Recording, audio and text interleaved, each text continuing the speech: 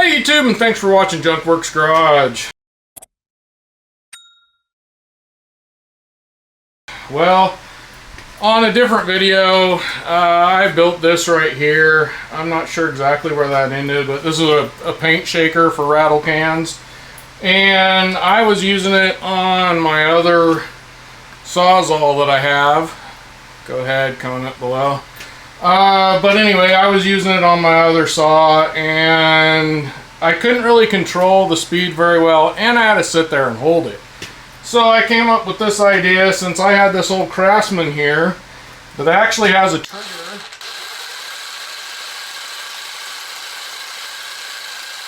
that is hands-free.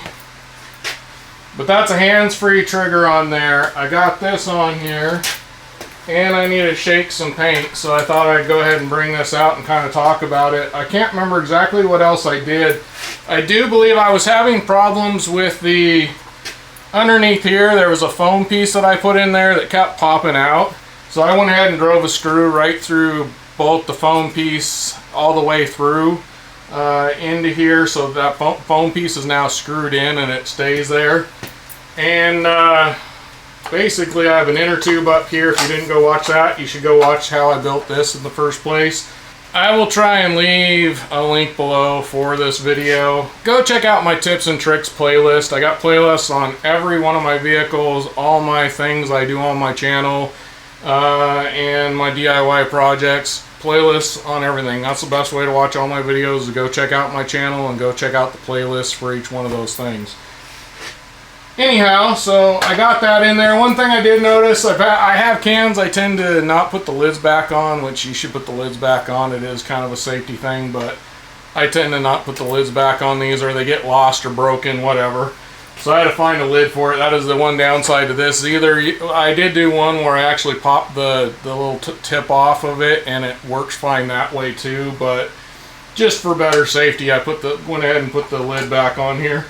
And I can go ahead and stick this on here, hit the button, and let it go. Now I have noticed it does flap and get going sometimes, and I have to kind of grab a hold of it and kind of calm it down a little bit. But I figure that actually also helps, you know, rattle things around. Another kind of cool thing about this is that I can also set the speed, or of how fast it goes. So I got it set so it's fairly slow, so I can actually hear the ball rattling back and forth, because I do think if you go too fast, sometimes that ball just doesn't whip around in there like it needs to go ahead and mix stuff up. So little thing, I know everybody's not going to have one of these, but you can probably find one of these on eBay for practically nothing these days. It's an old Craftsman one. It plugs in, and I can just stick it on here, and I can walk away.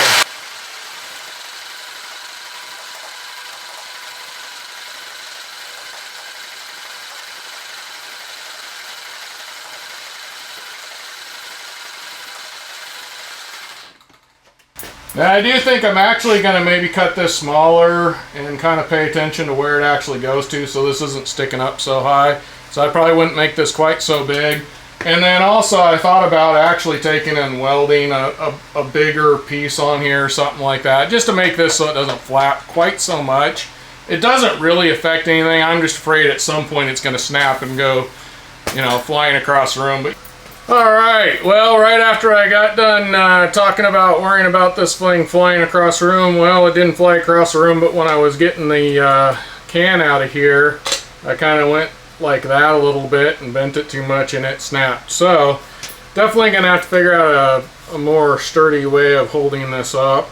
I'm going to grab another one of these, see if I can't maybe weld or bolt a couple of them together and make something work here. I have done some modifications. It's a little while later, and as you can see, I took and actually found another bit that was exactly the same as the last one, and it was actually a crappy old one too, so plus on that. I think the first one was kind of a newer bit. So, and these aren't the cheap bits either, by the way.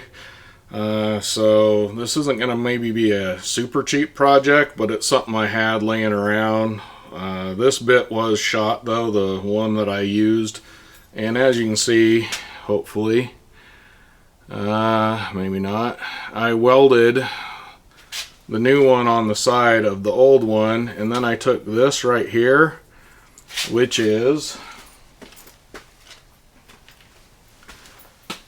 an old screw bit tip that you put in your drills and stuff like that, one that was shot as well.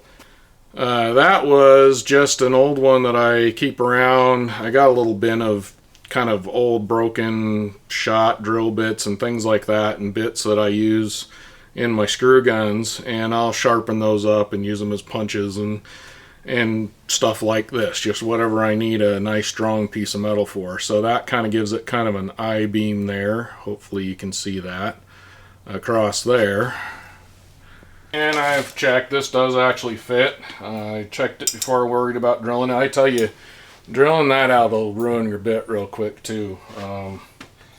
So either get a good like stainless one that's made to drill stainless steel, or really hardened spring steel or something like that, because it'll definitely ruin it. I also had to take this off the shoe. I went ahead and took that off of there. It would have worked if I would have maybe made that a little bit bigger, but it was definitely scraping on the side. I kind of tried to make it scrape on the side so that this would hold it when it was going up and down, but I don't want to ruin this. I want to be able to use this if I need to for some reason. So I took that off of there.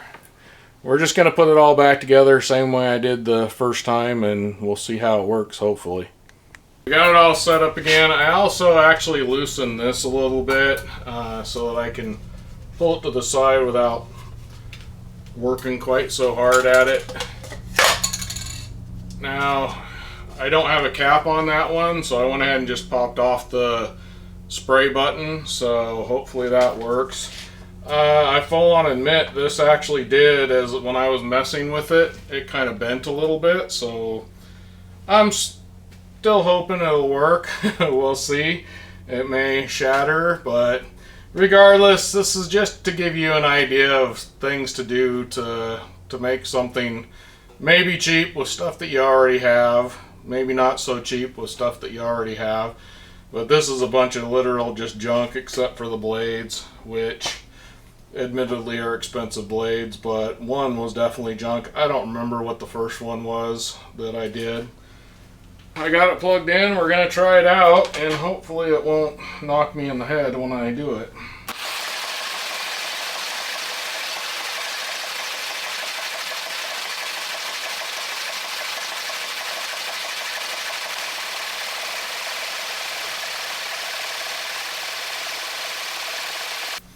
I just realized something. I forgot to put that back in, so I'm going to do that. It's been going for a couple minutes, but I just remembered it. So let's try this again here. I'm going to set this a little better in here. This is the next thing I'm going to do. If I get this working just right and how I want it and it lasts for a while, I'll spend time figuring out a way to make kind of a holder for it, either on the wall or somewhere else where I don't have to use this, and I can walk away, and if I need my vise, then I can have my vise. I got it sitting in a vise. I know you can't see that. Pretty sure you've seen it in other videos, but regardless, this is the hard part, is actually setting it with it in the vise too, which would be nice to be able to not have to do that.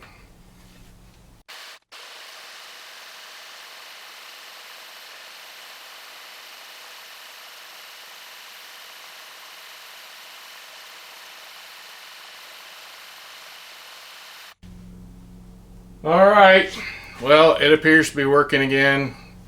Down the road you might see this just in the background of videos, or who knows where.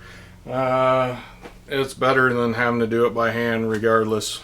This was just kind of a project I wanted to do more than anything. Hopefully you enjoyed it. Hopefully you got something out of it. Now get out there and get your junk working. Thanks for watching Junk Works Garage, where I'm proud to say I'm a jack of all and master of none. You all have a good one.